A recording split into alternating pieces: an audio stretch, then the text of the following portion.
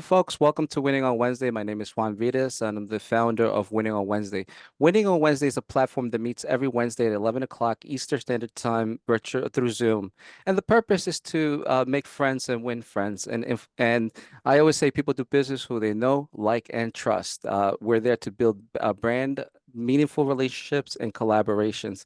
And speaking of people we know and like and trust, I'd like to introduce my friend Jon Arnold. John, how are you?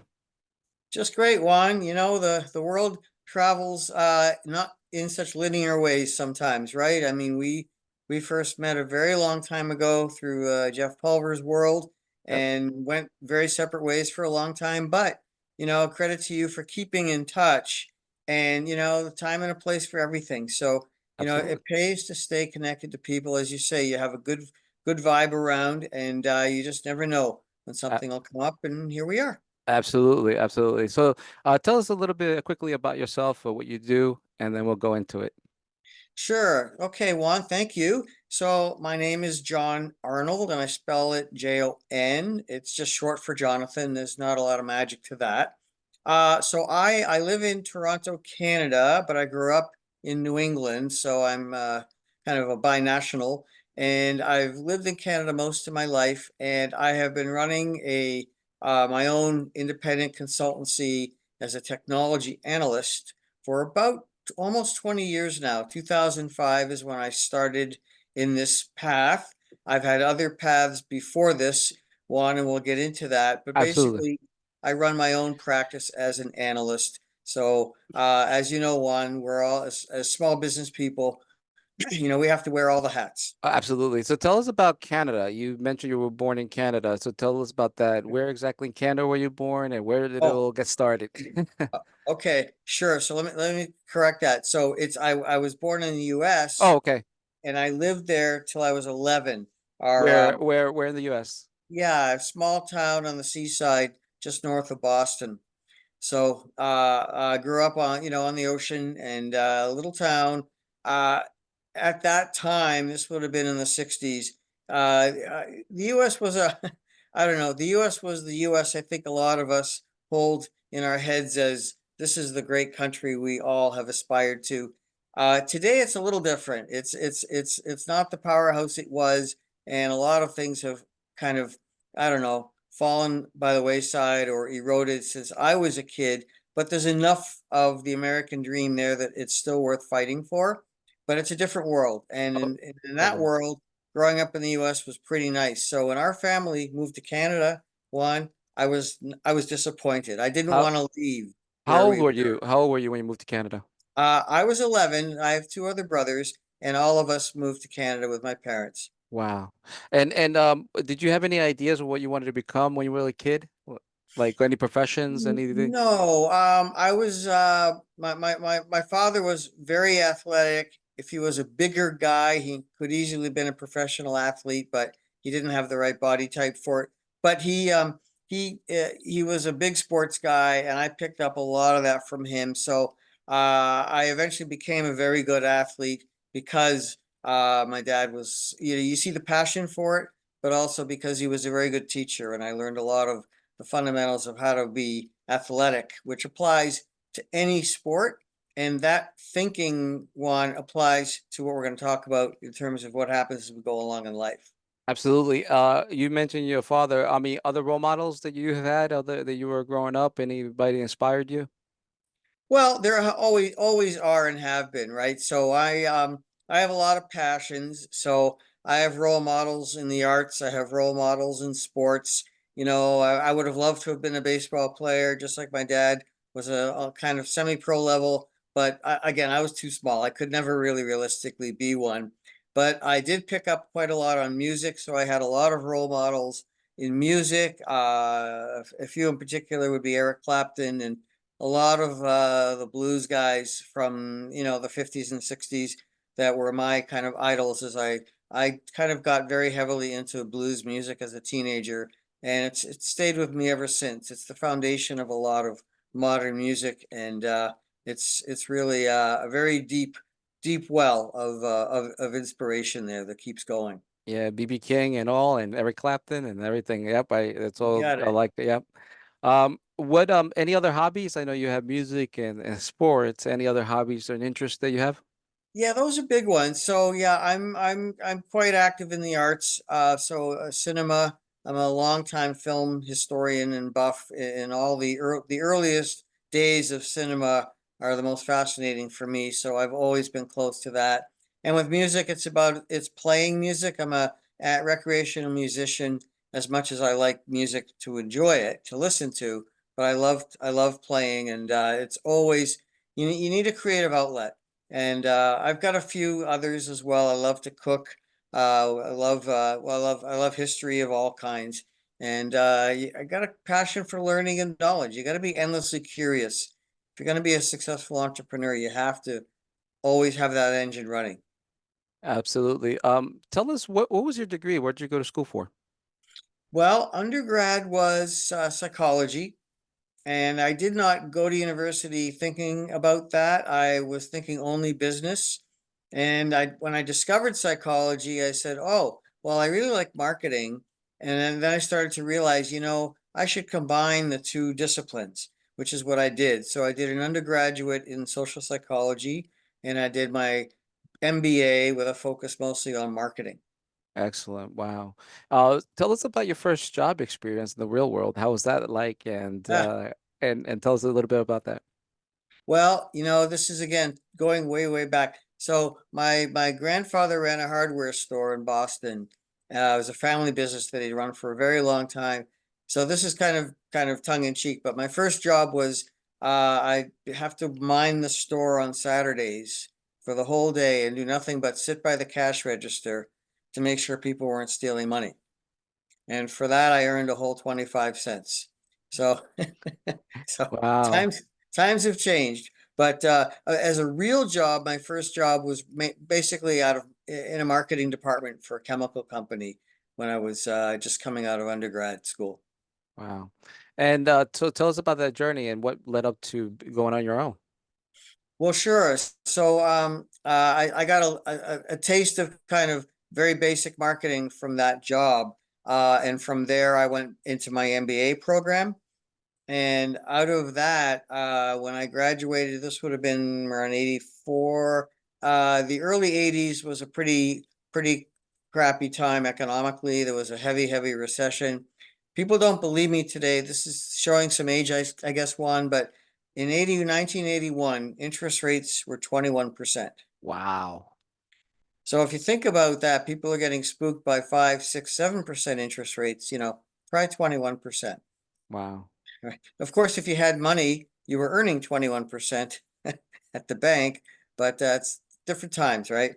Absolutely. Yeah. Absolutely. Wow. So That's there weren't many jobs when I came out of MBA. At that time, the economy was not very favorable.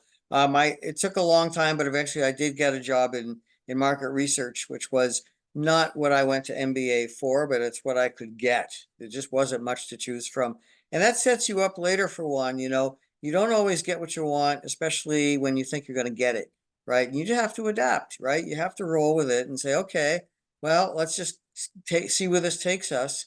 And it did start me on a path to being entrepreneurial because I had never considered myself being self-employed, running my own thing, never. But once I got into that space, I learned a lot pretty quickly and felt, you know what, I can do this on my own. I kind of like this discipline, but I can be more creative independently. And I had no problem getting clients. And I did leave after about 4 years, and I started on that path. So I started my own market research business, which I ran for quite a long time. Again, not what I planned to go to school for. And later down, next chapter along our conversation, Juan, that same thing happened again when I went getting into tech. I had oh no wow. intention of being in this space. I had no plans to be an analyst, but that's just kind of how things rolled. And here we are. Wow, excellent. This point I like to call the golden nugget time, and the golden nugget time is the information or they like to share that will help somebody be a better business person or better their career. Are there any information you want to share or give some examples of? Well, yeah, it's a good question because in my circles, I am part of the mentoring community for my alma mater for MBA. And I recently attended a kind of what they call a speed mentoring night, where, people who are out there on their own come and to be with the MBA students, the undergrads and the grads, to help getting career advice because they come and ask questions and stuff. And one of the main things I tell all of them is, while you're studying business, and they tell me, what their discipline is, whether it's finance or marketing, right, or strategy. I say, okay, well, what electives are you taking? And all they're telling me are the same things that they're taking about their focus, just that space. And I say, what you really should try to do is use those electives creatively. And you know what? Take courses outside of the business stream, right? Look at liberal arts courses, history, psychology, philosophy, sociology, anything like that. I got a lot of that as an undergrad. And that will broaden your horizons for, critical thinking, creative thinking, exposing yourself to, different ways of looking at problems. Because if you're, very kind of engineering focused or project management focused, you kind of look at everything through that lens. And you want to be a little more, ultimately business, like you said earlier, Juan, is about people. So processes are very kind of sterile, yeah, we can figure out how to solve problems, but ultimately it's how do you make people the best they can be and how they can share information and network and grow and learn from each other and all of that stuff. And so I just say, broaden your thinking. It's kind of boring if all you study is business discipline. You really should, especially today, there's no long-term career bets anymore. 100%. And to your point, because I've worked, one of my things is I do web designs. I've been doing web designs for 25 years. I had the exposure of working, and the knowledge of working with so many different people, different industries. And I'm always, wow, you always don't stop learning. And it's always good to learn. And always to have that, like you said, to have that exposure is always great to have that exposure, especially for the young students. And that was, it reminded me when I went to school. I didn't know what I wanted to do. I took liberal arts. I took a couple computer classes, and also I took acting classes as well. But the computer courses kind of led me to this kind of path, so to speak, that we're in now. So it's wow. So you spoke about Vaughn. We talk about Jeff Pulver networking, and do you belong to other communities, other networking spheres of influence that you belong to? Sure. So I did mention the mentorship Right. program and the role that I play with the alumni there at my MBA alma mater. So that's one that I do have some ongoing involvement with. I do like giving back to kids. I mean, I'm closer to the end of my career than the beginning. So you look at what people are trying to do today and you try to help them, give them the tools because we didn't get a lot of that when we were in school. There was very little of that kind of mentoring, passing it on. That wasn't much there at all. So certainly, business wise, professionally within my circles, I'm quite active in a few communities, similar like Jeff's is one of Vaughn, which is Voice on the Net for those who are in the communications technology world. I'm also involved in a few others that most of you wouldn't know, but if you see my resume or website, you'll see them there. Business Communication Strategies is one. The SETC is another, Society of Communications Technology Consultants. So there are some professional ones that I'm involved with, Juan, and you asked for outside as well. So yes, I'm quite active in my synagogue. I'm on the leadership team there, and I run some of our programming committees and things like that.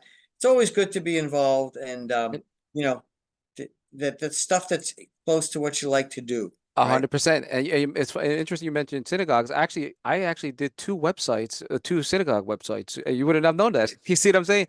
So it's Yeah, it's always nice to talk about the conversations. This is what it was nice about. I tell people when we start a conversation, always start like ideas, and you never know. Like now that you know, hey, I did a website, so you keep me in mind. So next time, but that's how it works. How that networking works, basically. That we all there yeah, connecting. It's always about putting information out, and like what we're doing in this meeting. Well, hopes is that somebody will listen to it, could help them, or hey, maybe they might use your services.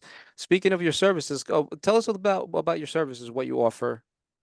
sure. So as an analyst, our kind of calling card is that we we kind of follow the trends in the industry. So in my case, it's mostly about communications technologies. So like what we're doing here, video, telephony, text, like email, all these modes of communicating. But where I really apply them is into the world, into the workplace environment where they're used for collaboration and workflow. So most people are using things like Microsoft Teams, for example, or Cisco WebEx.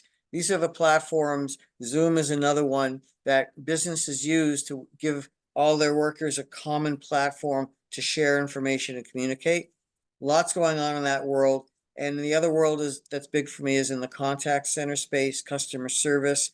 So I have a lot of, expertise in that sector in terms of how technologies are being used to make the contact center and customer service experience better. Because we've all had bad experiences, probably more bad than good. But the technologies out there today are really much better than they were before and can really help make that better. And overarch to all of that, just last thing, one is Sure. AI. Oh yeah. Everybody's right. So I make most of my consulting work is related somehow to AI and future of work, right? How technology is changing, where we work, how we work, who we work with, and even why we work, right? It's a really fascinating space because we didn't have these technologies 10 years ago, and they're very transformational. Absolutely. And with AI, you have to, and as a business owner, you have to, what I've learned even in technology, because I've been doing this for 25 years, digital marketing for 25 years.